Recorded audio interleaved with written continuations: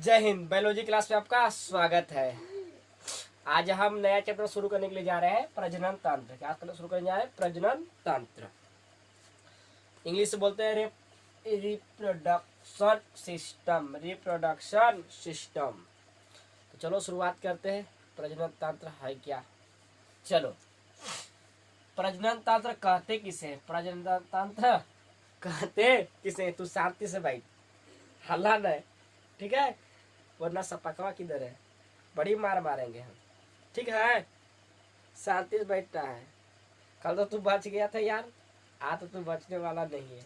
तू चक्कर पकड़ कर तो रामेश दे एक सबका। चलो जानते हैं कि प्रजनन तंत्र है क्या। प्रजनन तंत्र कहते किसे है? चलो शुरुआत करते हैं। अपने समान संतान उत्पत्ति की क्रिया को, अपने समान संतान उत्पत्ति की क्रिया को जनन कहते हैं। अपने समान मतलब अपने समान संतान उत्पत्ति की क्रिया को क्या कहते हैं? जनन कहते हैं। क्या कहते हैं? जनन कहते हैं। जनन की क्रिया दो प्रकार की होती है। जनन की क्रिया दो प्रकार की होती है। कितने प्रकार का? दो प्रकार का। तो जनन की क्रिया दो प्रकार की होती है। जान गया ना कि जनन तंत्र किसे कहते हैं? कि अपने समान मतलब अपने समान संतान उत्पत्ति की क्रिया को, अपने समान संतान उत्पत्ति की क्रिया को जनन कहते हैं। और जनन दो प्रकार के होते हैं। एक होता है अलैंगिक जनन और एक होता है लैंगिक जनन। अलैंगिक जनन को इंग्लिश में बोलते हैं सेक्सुअल रिप्रोडक्टिव और अलैंगिक जनन को बोलते हैं अलैंगिक जनन को इंग्लिश में बोलते हैं असेक्सुअल रिप्रोडक्टिव और लैंगिक जनन को इंग्लिश में बोलते हैं सेक्सुअल रिप्रोडक्टिव। समझ में आया? जनन क्या प्रकार के होते हैं? जो प्रकार के जनन होते हैं। क्या प्रकार का? दो प्रकार का। एक होता है असेक्सुअल रिप्रोडक्टिव और एक होता है असेक्सुअल सेक्सुअल रिप्रोडक्टिव, यानी कि अलैंगिक जनन और एक लैंगिक जनन। सिंपल, कोई दिक्कत? तो एक एक करके जानते हैं लैंगिक और अलैंगिक, ठीक है? तो पहले जानेंगे अलैंगिक जनन। अलैंगिक जनन किसे कहते हैं? प्रजनन तंत्र समझ गया ना कि अपने समान संतान उत्पत्ति की क्रिया को जनन कहते हैं। जनन क्रिया दो प्रकार की होती है, जान गया? तो पहले जानते हैं अलैंगिक जनन। अलैंगिक जनन असेक्सुअल रिप्रोडक्टिव किसे कहते हैं? अलैंगिक जनन किसे कहते हैं? शुरू करते हैं। इस प्रकार के जनन में नर तथा मादा की कोई आवश्यकता नहीं होता, यानी कि स्त्री और पुरुष की कोई आवश्यकता नहीं होती है। इस प्रकार के जनन में नर युग्मक तथा मादा युग्मक की कोई आवश्यकता नहीं होती, यानी नर युग्मक से निकला शुक्राणु, मादा युग्मक से निकला अंडाणु, दोनों से मिलने से कोई चीज इसमें नहीं परिवर्तित होने वाला है। इसको कोई जरूरत नहीं है। नर और मादा कोई जरूरत नहीं है, यानी नहीं स्त्री की जरूरत है ना पुरुष की जरूरत है। मिलने से कोई जरूरत नहीं है। सिंपल। इस प्रकार के जनन में नर तथा मादा की कोई आवश्यकता नहीं, यानी शादी ब्याह करने की जरूरत इसमें नहीं है। बस उतने करना है, इसमें शादी ब्याह करने की कोई जरूरत नहीं है। इस प्रकार के जनन में नर तथा मादा युग्म की कोई आवश्यकता नहीं होती है। तो आगे कैसे बढ़ता होगा भाई? आगे जानते हैं। इसमें जनन की क्रिया एक ही शरीर से, कैसे शरीर से? एक ही शरीर से होता है। इसमें जनन की क्रिया एक ही शरीर से होता है। यह जनन कई प्रकार के होते हैं। जनन कई प्रकार के होते हैं। इसमें जनन की क्रिया एक ही शरीर से होती है। यह जनन कई प्रकार के होते हैं। जैसे पहला है विखंडन यानी फ्यूजन। पहला है विखंडन यानी फ्यूजन। ओके, विखंडन में देखा जाता है कि इसमें केंद्रक बढ़ जाता है। इसमें क्या होता है? केंद्रक दो भागों में या कई भागों में बढ़ जाता है और नए शरीर का निर्माण कर लेता है। विखंडन में होता क्या है कि एक जीव है, अब इस बीच में केंद्रक है। इसमें केंद्रक का होता है कि कुछ समय के बाद मतलब कि धीरे धीरे इसका केंद्रक जो है धीरे धीरे दो भागों में बढ़ जाता है। दो भागों में इस तरह से इस आकार के दो भागों में बढ़ जाता है। केंद्रक दो भागों में बढ़ गया और होता क्या है कि दो भागों में बढ़ने के बाद धीरे धीरे टूट जाता है। धीरे धीरे दो भागों में बढ़ जाता है, यानी टूट जाता है दो भागों में। इस तरह से देखो, इधर बढ़ गया, यानी कि होता कुछ है कि इसमें केंद्रक दो भागों में या कई भागों में बढ़ जाता है और नए शरीर का निर्माण कर लेता है विखंडन में। इस प्रकार का जनन अमीबा में देखा जाता है। किसमें देखा जाता है? अमीबा में। इस प्रकार के जनन अमीबा में देखा जाता है। अमीबा में देखा जाता है। अमीबा में होता क्या है कि अमीबा का केंद्रक दो भागों में बढ़ जाता है, धीरे धीरे पिचकता है। दो भागों का कार होते हैं, फिर उसके बाद में धीरे धीरे टूट जाते हैं, यानी दो भागों में बढ़ जाते हैं। ऐसा समझ में? कोई दिक्कत? तो अमीबा किस में आ जाएगा, अलिंगी जनन में। किस में आएगा, अलिंगी जनन में। हम सब किस में आएंगे बताएंगे, ठीक है। हम सब इसमें नहीं आएंगे, क्या आएंगे इसमें, हम सब इसमें हम लोग नहीं आएंगे। आए समझ में। चलो अब दूसरा है मुकुलन। क्या है, मुकुलन।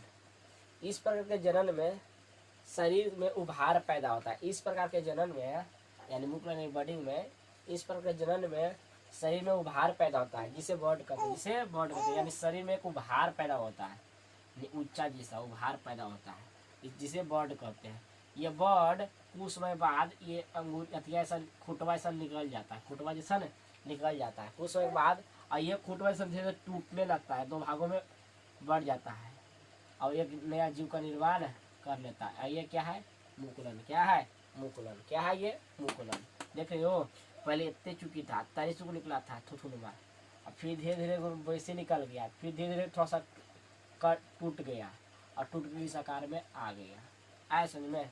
इस प्रकार के जनन में शरीर में एक उभार पैदा हुआ मुकुलन में, जिसे बर्ड कहते हैं। उभार पैदा उसे बर्ड कहते हैं, और यह बर्ड कुछ समय बाद टूट जाता है, टूट जाता है। आए समझ में, कोई दिक्कत। मुकुलन समझ गया, विखंडन समझ गया। मुकुलन विखंडन से किस में आएगा, तो अलिंगी जनन में आएगा। तीसरा है कायिक जनन। तीसरा है कायिक जनन, वैसा जनन जिसमें जड़ तना तथा पतिया भाग लेते हैं। कायिक जनन में कुछ होता है कि जड़ तना तथा पतिया भाग लेते हैं, उन्हें कायिक जनन कहते हैं। उन्हें जिसमें जड़ तना तथा पतिया भाग लेते हैं उसे कायिक जनन कहते हैं। जिसमें जड़ तना तथा पतिया भाग लेते हैं उसे कायिक जनन कहते हैं। अब कायिक जनन किस में आता है, तो अलिंगी जनन में आता है। इसमें आता है, अलिंगी जनन में आता है। तो जैसे मान लिया जाए कि कायिक जनन में कौन आएगा, आलू। आलू में क्या है, आलू का लुआइन की जरूरत पड़ता है, नहीं पड़ता है, सिंपल। तो धीरे धीरे अपने उसका जो तनवा रहता है ना, नीचे में तनवा, वो धीरे धीरे विकसित कर लेता है अंदर में। और प्याजियों का भी वही हाल है, प्याज है तो प्याजाइन की कोई जरूरत नहीं है। ऐसा में इसका भी जो सूर्या तोरिया रहता है, तनवा सब वही विकसित हो जाता है। शकरकंद गजरा सब में वही हाल है, एकदम इसका जड़ तना ये सब विकास कर लेता है अंदरे, और उसी को हम लोग चिबा के खूब खाते हैं मजा से एकदम। ऐसे समझ में। सब किस में आएगा, कायिक जनन में। कायिक जनन किस में आता है, अलिंगी जनन में आता है। कोई दिक्कत। तो अब ने कहते हैं कि शकरकंदा, प्याजवा, आलूआ, ये सब काहे ने जरूरत पड़ता आलूआ इनका। यहाँ तो सब अपने पति हो लेता है अंदर में एकदम मस्त से, और भाग ले रहा है, इसका जड़ा तना था पति भाग ले रहा है। कोई दिक्कत। तो कायिक जनन समझ में आ गया, कोई दिक्कत। तो अलिंगी जनन के तीन टॉपिक समझाए, विखंडन समझा दिए, मुकुलन समझा दिए, कायिक जनन समझा दिए। कोई दिक्कत। ये सब किस में आ जाएगा, विखंडन, कायिक, मुकुलन सब किस में आएगा, तो अलिंगी जनन में। किस में आ जाएगा, अलिंगी जनन में। और अलिंगी जनन मतलब क्या है कि इसमें नर तथा मादा युग्म की कुछ, इसमें नर तथा मादा की कोई जरूरत आवश्यकता नहीं है, कोई आवश्यकता नहीं है, कोई आवश्यकता नहीं है। इस अलिंगी जनन में नर तथा मादा कोई आवश्यकता नहीं, यानी स्त्री पुरुष की कोई जरूरत नहीं है, शादी ब्याह करने की जरूरत नहीं है अलिंगी जनन में। कोई दिक्कत। यानी कि अलिंगी जनन में जो जीव है, अमीबा तिमीबा, सब शादी ब्याह नहीं करता है बस इतना ही है। तो अलिंगी जनन क्लियर। अब चलते हैं हम लैंगिक जनन। एक कब कंप्लीट हो गया लैंगिक जनन। अब जानते हैं लैंगिक जनन। लैंगिक जनन किसे कहते हैं, लैंगिक जनन किसे कहते हैं, लैंगिक जनन किसे कहते हैं। चलो तैयार हो जाओ फटाफट। लैंगिक जनन किसे कहते हैं। इस प्रकार के जनन में नर तथा मादा युग्म की आवश्यकता होती है। भाई इसमें आवश्यकता नहीं हो रहा था, अलिंगी जनन में आवश्यकता नहीं हो रहा था, लेकिन इसमें आवश्यकता है, इसमें आवश्यकता है। इस प्रकार के जनन में नर तथा मादा का मिलना आवश्यक है, यानी इसमें शादी ब्याह करना आवश्यक है। यानी कि नहीं कोई जरूरी नहीं है शादी ब्याह ही कर ले, मतलब ऐसे ही बोल देते हैं, जरूरी नहीं कि शादी ब्याह ही कर ले, मतलब कि इसमें नर तथा मादा युग्म की मिलना आवश्यक है, ये कहने पर हमको है, मतलब बोल दिए तो बोल दिए। चलो इस प्रकार के जनन में नर तथा मादा युग्म की कोई आवश्यकता नहीं है, कोई आवश्यकता नहीं है, न सॉरी है, नर और मादा की आवश्यकता है। लैंगिक जनन में नर और मादा की आवश्यकता है।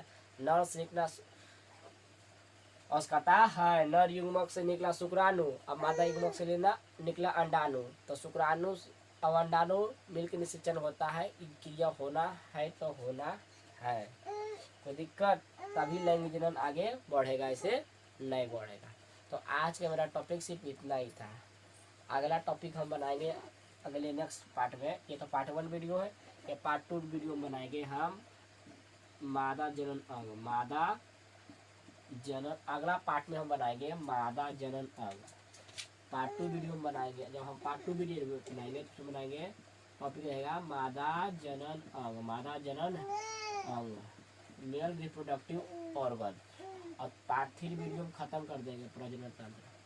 पार्ट 3 वीडियो रहेगा नर जनन अंग, नर जनन अंग, नर जनन अंग। ये पार्ट 2 वीडियो बनेगा, या पार्ट 3। पार्ट 3 में प्रजनन टाटा बाय, प्रजनन टाटा बाय। आए समझ में? तो मेरा पूरा फोकस चाहे 1 घंटा का हो, चाहे 40 मिनट का हो, चाहे कितना भी मिनट का हो, नर जनन अंग यानी कि मादा जनन अंग। तो कल का टॉपिक रहेगा मादा जनन अंग पर, ठीक है, और परसों को रहेगा नर जनन अंग। तो कोई दिक्कत, तो आज की वीडियो में इतना ही बताएंगे। तो आप लोग चाहो तो इसको स्क्रीनशॉट ले लो, वरना हम डिस्क्रिप्शन में इस PDF डाल देंगे, इस वीडियो का PDF, ठीक है। ले लीजिए स्क्रीनशॉट फटाफट। चल ले लिया, कोई दिक्कत?